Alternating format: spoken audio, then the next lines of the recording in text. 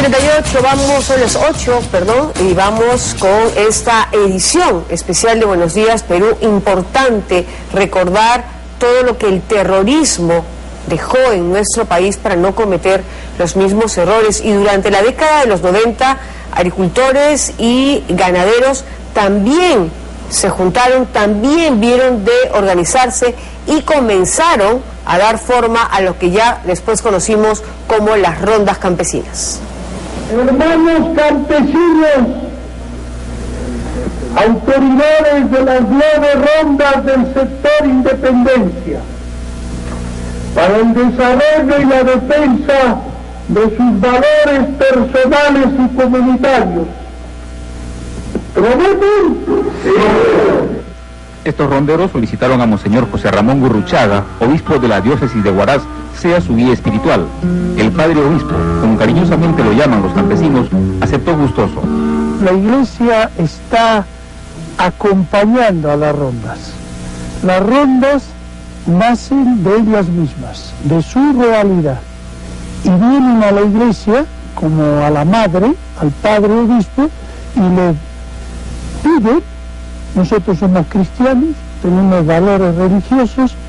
Desde que las comunidades de las zonas altas de Huaraz decidieron conformarse en rondas campesinas, Sendero Luminoso no ha cejado de amenazar constantemente, sobre todo a los jefes, exigiéndoles que desactiven las rondas campesinas, caso contrario encontrarán la muerte.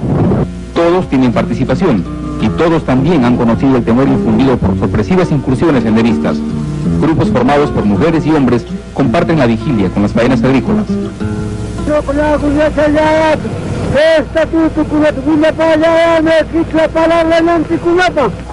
Directamente nos obligaban que vamos a morir, y por eso hay muchos que no queríamos que estar, pues no permitir esas cosas, y que cada padre si muere cuántos niños dejan huérfanos, y entonces eso no nos gustaba, y entonces nos organizamos nuestra defensa de vida. Los rumores del sendero ya aparecían por ambos lados, tanto por Pirorío, tanto por Chincay, la comunidad, y el medio era de caserío de Guayavilca. Entonces nosotros de nuestra propiedad queríamos defender. Nosotros la ronda hemos organizado para defender nuestra vida, para defender nuestros intereses. Arriba, en la puna, las comunidades concilian el sueño, seguras de que sus ronderos los protegen, embosados entre matorrales y quebradas, muy lejos de aquel Perú oficial, al que no llegan a conocer y comprender.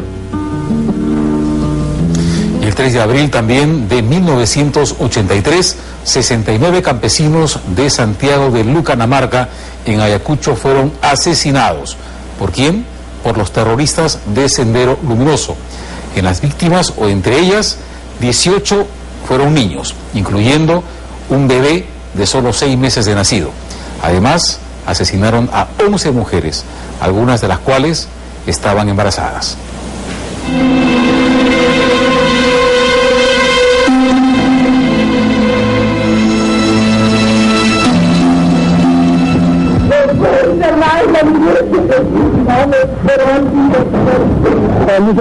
Nos arrió, entonces nosotros hemos escapado, él nos arrió, a los terroristas. Y casualmente nosotros primero hemos escapado y claramente ellos todos nos van atrás, alcanzó al niño la mitad. Les han matado balas. A mí señora también se ha matado. Nos llevaron hasta la plaza principal del poblado para ir delante de la iglesia, amarrarlos con brazos por la espalda y empezar a balearlos y golpearlos con armas. Después de masacrarlos, comenzaron a incendiar el municipio, el local del municipio, y una tienda de un profesor. Y empezaron a huir hacia los cerros, guiando a Ita. Pelón herido.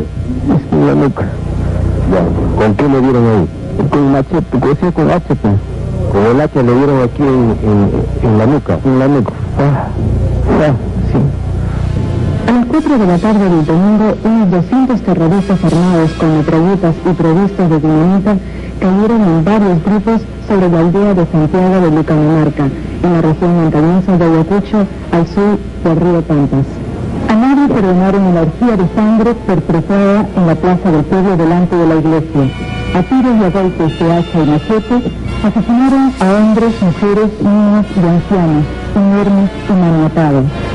Los fugitivos y aún los viajeros en la zona no corrieron mejor suerte. Huyeron al campo y también los masacraron. Los incendios, saqueos y el robo del ganado de este pueblo de pastores coronaron la hazaña de los combatientes de la bandera roja y la hoz y el martillo. Lucanamarca es un pueblo aislado sin caminos, ideal como refugio. Los terroristas trabajaron en él mucho antes de alzarse en armas y ganaron muchas simpatías. Pero cuando vino el sometimiento brutal de los campesinos en la zona llamada zona liberada, que solo puede describirse como zona aterrorizada, la comunidad se rebeló, combatió y pidió garantías a la autoridad. Por eso fue castigada con tan maldita crueldad que se viene repitiendo en otros pueblos. Pocos días después, 5 campesinos fueron asesinados en la aldea de Chusqui. Con fría premeditación, las bandas de asesinos terroristas quisieron dejar en Lucanamarca la huella sangrienta de su desprecio por el hombre y el campesino propio de psicópatas. Bueno, esperemos que ir cerrando esta edición especial de Buenos Días Perú de los sábados. Doctor Julio Galindo, ¿qué reflexión podemos alcanzar? Bueno, yo creo que esto nos compete a todos los peruanos, en realidad. Yo creo que ningún ciudadano peruano, en su buen sentido, puede aceptar que el terrorismo vuelva luego de tanto daño que se ocasiona al país. No hay que olvidarnos nunca que el Perú fue declarado un país inelegible en el mundo por culpa de los terroristas. Yo creo que la labor de cada uno de los peruanos, cada una de las autoridades, es una responsabilidad del que no hay que olvidarnos. También no hay que olvidarnos de que los terroristas dicen de que la acción que cometieron no fue terrorismo, sino guerra popular.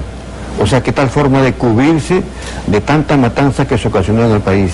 Cuando usted habla del tema de Lucanamarca, es uno de los hechos muy graves que se produjo en el país, juntamente con el tema Tarata, y que Adriana Guzmán y toda la cúpula aceptó que ellos son los autores de todos esos crímenes. Por tanto, los padres de los estudiantes, los padres de los menores, debemos asumir el rol y la responsabilidad de recordar a los hijos lo que significó el terrorismo en el país. Una consulta. ¿Un terrorista se arrepiente? ¿Podemos hablar de exterroristas o un terrorista, a pesar de haber cumplido una condena, una sentencia, cuando sale en libertad sigue siendo terrorista? Definitivamente, yo no soy un doctrinario en este tema. Yo soy un hombre, un profesional práctico en el tema. De los 9 años y meses que tengo en la Procuraduría, no he visto a un solo terrorista arrepentirse de todos los hechos que se han cometido. Salvo en algunas escenas, Feliciano sí se arrepintió, pero a nadie más he visto que se arrepienten. Por el contrario, se sienten orgullosos de integrar de este grupo criminal. Gracias, doctor Galindo. Doctor Díaz Canseco. Bueno, yo quisiera completar algo que empecé a decir en la pregunta anterior, ¿no? En el caso de la Comisión de la Verdad, que viene a ser una suerte de aliado lateral del terrorismo en la medida en que no ha trabajado a favor de la reconciliación y no ha trabajado a favor de la verdad, es evidente que es peligrosísimo que pretendan seguir sosteniendo que Sendero Luminoso, que como lo ha señalado el doctor Galindo y lo hemos denunciado nosotros, está plenamente vigente en el Perú, es nada menos que un partido político. Eso es muy grave y es muy serio. Y quienes lo han dicho tienen que asumir su responsabilidad sobre la materia. Esta misma comisión que presentó un proyecto de ley al Congreso para derogar la ley del Consejo por la Paz, precisamente porque nosotros denunciamos que habían aseverado que Sendero Luminoso era un partido político. Ese es el tipo de totalitarismo que no se puede ni se debe permitir en el Perú, sobre pretexto de una falsa, distorsionada y sesgada defensa de los derechos humanos. El otro tema que yo creo que es muy importante y que viene a colación además por el asunto de los héroes de Chavín de Huántar, es cómo funciona el sistema interamericano de derechos humanos en un escenario en que la Corte Interamericana es la única Corte de Derechos Humanos del mundo que no tiene una segunda instancia. Todas las cortes, la Corte Penal Internacional, las cortes de Ruanda, de la ex Yugoslavia, en fin, la Corte Europea de Derechos Humanos, tienen una doble instancia, que es una seguridad del debido proceso. En la Corte Internacional, en la Corte Interamericana de Derechos Humanos no hay segundo proceso. Y esa corte que está manejada por los caviares es una corte que hace y deshace y que expide sentencias vinculantes que son acatadas por el Estado peruano. Yo creo que hay que plantear una modificación del sistema interamericano para que haya una doble instancia. Creo además que ciertos fallos como el de Castro, donde yo sé que el doctor Galindo intervino con la mejor voluntad, pero como se lo dijo fuera de cámara, heredó un muerto, en esa sentencia de Castro, que ha sido acatada parcialmente por el gobierno peruano, que le cuesta al Perú 17 millones de dólares para pagarle a terroristas como Osmar Morote, nada menos, que obliga al gobierno peruano a dirigir un monumento a los terroristas muertos en la zonada de Castro. Esa sentencia debe ser desconocida, como lo hemos propuesto al Congreso nosotros, por el Estado ante la Asamblea General de la OEA. Porque, ojo, las sentencias, si bien son vinculantes de la Corte Interamericana, no son coercitivas. No hay forma de que las hagan valer. De manera tal que, ¿quién le va a decir al gobierno peruano si se presenta ante la Asamblea de la OEA, señores, no acato por dignidad una sentencia que me obliga a rendirle homenaje a Osmar Morote, el segundo del Sendero Luminoso? Y por último, si nos aplican alguna sanción que no tienen forma de aplicarla, que la apliquen en buena hora. Yo quisiera que la apliquen para ver qué va a decir todo el Perú frente a una afrenta a esa naturaleza. Y a propósito de reparaciones y de indemnizaciones, doctor Galindo, ¿cuánto de la reparación que se impone a estos terroristas se cumple y cuánto pagan mensualmente en promedio? Para tener una idea. Bueno, lo que pasa es que es gracioso tocar ese tema, ¿no? Porque el 98% de terroristas que han salido con permiso de liberación condicional, no obstante que existía la obligación del pago del 100% con la modificatoria del 985, el Poder Judicial nunca hizo respetar eso. Porque dicen ellos que primero está la libertad y no el pago económico a favor del Estado. Con ese criterio empezaron a sacar. Felizmente en los últimos tiempos ha cambiado este criterio del Poder Judicial. Ahora, había una desidia tan grande en el Poder Judicial del Perú para señalar reparaciones civiles que en verdad en muchos de ellos han señalado 40 soles, 20 soles, 500 soles, 1000 soles, y lo cual... 40 soles de reparación civil, así es. Con lo cual mensualmente ¿cuánto está pagando este terrorista? No, y mucha gente eso tampoco han pagado nada. O sea, ni siquiera. ¿Qué es lo que están buscando ellos? Que en aplicación del artículo 2001 del Código Civil prescriba. Y eso prescribe a los 10 años. No pagan nada, pasan 10 años y ya dejan de pagar. O sea, mataron, sembraron el terror, hicieron lo que quisieron con muchísima gente inocente en nuestro país y no pagan nada de reparación civil y gozan de libertad. En efecto, ¿no? En efecto. Para cerrar, doctor de Hanseco. Yo quisiera agregar dos cosas. Primero, se ha mostrado aquí la intervención directa que todo el Perú conoce que hay de Sendero Luminoso hoy día. Yo he recorrido 12 universidades el año pasado para constatar que efectivamente hay presencia de Sendero en casi todas las universidades públicas, como lo hubo durante la peor época de la ofensiva senderista. Sin embargo, la Comisión de la Verdad sostiene que no hubo presencia en los espacios universitarios de Sendero Luminoso. ¿Puede repetir eso? Porque creo que lo escucho mal. Creo que hay que decirlo. En las conclusiones de la Comisión de la Verdad se señala con toda claridad que las universidades no fueron espacios utilizados por el llamado, según ellos, Partido Comunista del Perú, Sendero Luminoso. Entonces nunca estuvieron en San Marcos, nunca fueron a la Villarreal, nunca fueron a las universidades estatales. Pero lo que hemos visto es y quiero recordar algo que me parece importante. La Universidad de La Cantuta, y yo hice una visita en el año 94, invitado expresamente por el rector, y cuando me recibió para firmar un convenio de cooperación le dije, doctor, yo no puedo firmar nada porque no conozco el convenio. Me dijo, doctor, le pido apoyo porque el 70% de mis alumnos y el 70% de mis profesores son senderistas. El año 94. Y hoy día sigue habiendo presencia en La Cantuta de Sendero Luminoso como la hay en la mayor parte de las universidades públicas. Entonces, todo lo cual ha sido desconocido por la Comisión de la Verdad. Esas imágenes son ficción. Esas imágenes no corresponden a la verdad. Así es. Ahora, un tema final que no podemos soslayar y porque me toma 30 segundos. El lugar de la memoria.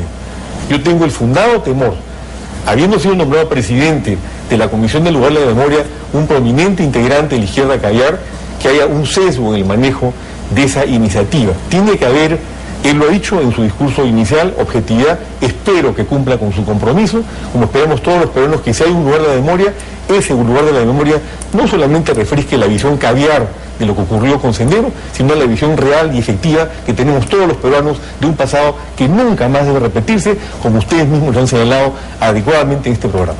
Muchas gracias al doctor Francisco de Hanseco Tábara y el doctor Julio Galindo, procurador del Estado para casos de terrorismo. Es nuestro deber, terrorismo nunca más en nuestro país, por nuestros hijos y por nuestro futuro. Gracias. Muchísimas gracias. Muchas gracias.